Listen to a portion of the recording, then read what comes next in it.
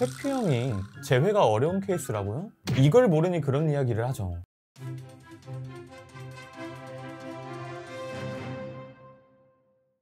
안녕하세요. 연애자격 플랜 상담사 기훈쌤이에요. 항상 바쁘고 연애는 뒷전인 것 같은 그 사람, 싸울 때면 매번 잠수를 타면서 회피해버리는 그 상대를 저 사람이 회피형이라 그래 라고 생각하시는 분들도 많으시죠. 오늘은 회피형이 정확히 어떤 유형인지, 그리고 그런 회피형과 재회하려면 무엇을 공략해야 되는지, 우선 이것부터 말씀드려야 될 것 같아요. 갈등과 상황을 외면하고 회피한다고 해서 모두 회피형은 아니라는 점, 실제로 상담에서 제대로 상대방을 분석해 봤을 때 회피형이 아닌 경우도 정말 많았고요. 그런데 왜 상대방은 갈등이 생길 때마다 왜 자꾸 피해버리는 걸까요? 이건 플라이트 유형일 수도 있고, 어차피 더 이야기해봤자 말도 안 통하는데 말해 뭐해 라는 심리일 수도 있어요. 물론 회피형의 대부분의 유형이 플라이트 유형에 속하기도 하지만 반드시 단정 지을 순 없다는 점, 그래서 상담에서는 우리가 겪은 상황과 그 상황 속에 담긴 사람을 분석해서 이 사람이 정말 회피형인지를 알아보며 그에 맞는 시나리오와 솔루션을 가져가기도 해요. 오늘은 상대방이 회피형일 때 효과적으로 먹힐 재회 전략 3가지 알려드릴게요. 회피형에게 잘 먹힐 재회 전략 첫 번째, 무조건적인 존중. 그저 편들어주기가 절대 아니에요. 만약 갈등의 시작이 상대방이었을 경우 저 사람이 먼저 잘못했는데 제가 왜 굽히고 들어가야 돼요? 라고 화가 날 수도 있어요. 여러분, 우리 굽히면서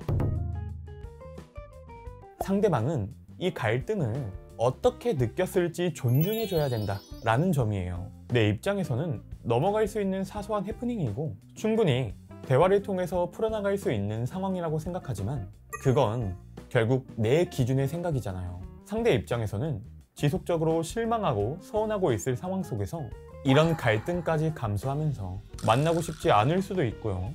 어차피 말해봤자 계속 반복되는데 라면서 지레 포기했을 경우도 있죠.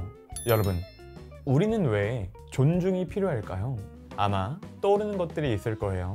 잘못한 원인이 나한테 있을 때, 야, 네가 잘못했으니까 사과해 라고 한다면 솔직히 사과는 할 수 있겠지만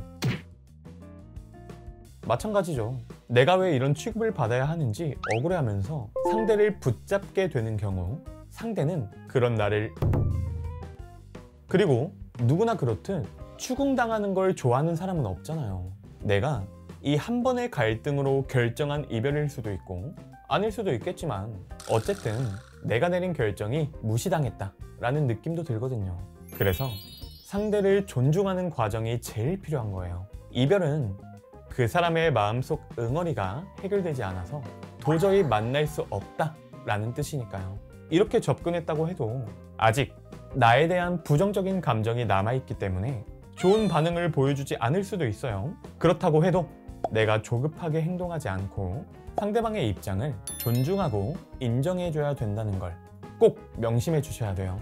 그리고 특히 내가 막말을 했을 때, 앞서 말씀드렸듯이 상대에게 저주와 원망, 그리고 화를 냈을 경우에 나에 대한 충격과 실망이 정말 클 수 있어요. 이런 경우에 정말 침착하고 이성적인 모습을 존중을 통해서 반드시 보여주셔야 돼요. 정말 이 부분이 혼자 하기 어렵다고 생각 드신다면 고정 댓글 링크 통해서 상황 자세히 적어주세요. 같이 분석해 드릴게요. 회피형에게 잘 먹힐 재회 전략 두 번째, 잘못을 인정하기. 그 사람을 존중하는 모습과 잘못을 인정하는 모습이 헷갈릴 수 있어요. 그래서 두 번째 포인트에선 반드시 내가 이기적이었지 라는 모습을, 여기서 많은 내담자분들이 실수를 해요. 부정적이고 나의 좋지 않은 모습을 리마인드 시키는 건 사과가 아니에요. 우리 재회 시도를 하는 많은 분들이 내가 이래서 그랬어, 사실 내 마음은 그게 아니야, 오해야, 진작에 그런 것들이 불만이라고 말해주지 라는 말 하시잖아요. 지금 찔리시는 분들도 있죠. 이런 말들은 내 잘못을 인정하는 게 아니라 잘잘못을 따져가며 그저 변명하는 듯한 모습으로 보여지게 돼요. 상대는 대화에서 진전되는 게 없고 계속 같은 말만 반복되는 이런 대화가 소용없다고 느낄 거고요. 정말 잘못을 받아들인다는 건 상대가 나에게 기대하고 바랐던 점들, 그리고 이 이별을 통해 오히려 깨달은 부분에 대한 해결책까지 제시해 주시는 것, 이게 가장 중요합니다. 회피형에게 잘 먹힐 제외 전략 세 번째, 긍정적인 분위기로 전환하기. 우리 두 번째 포인트에서 멈추면 안 되겠죠? 어쩌면 이 세 번째가 가장 중요한 부분이에요. 여러분, 우리 재미없는 연애를 하고 싶은 분 계신가요? 아무도 안 계시죠? 그렇기에 부정적인 내용이나 감정만 전달하는 게 아니라 분위기를 전달하는 것들이 가장 중요해요. 생각해봐요. 친구랑 싸우고 그 시간이 길어지다 보면 사과할 타이밍도 놓치고 자연스럽게 연락도 안 하게 되잖아요. 만나서 다시 이야기하더라도 어색하기만 하고요. 싸우고 대화할 때 여전히 심각하고 무거운 주제, 그리고 자책이 담긴 말만 하게 되면 오히려 상대방이 더 부담스럽고 분위기만 어색해져요. 여기서 팁 하나 드릴게요. 여러분, 정말 우리 유머를 잘 활용하셔야 돼요. 재회가 꼭 진지할 필요가 없어요. 원래 웃음 코드가 같은 사람들은 무거운 분위기가 오래 갈 수는 없거든요. 또 다른 팁 하나는 보상 주기예요. 미안하다는 말로는 다 풀어지지가 않아요. 문제에 대한 해결뿐만 아니라 그 사람이 상처받은 부분까지 보상을 잡아줬을 때 오히려 더 긍정적인 방향으로 작동하게 돼요. 보통은 이 확실한 보상이 없어서 재회를 망설이는 마음도 크거든요.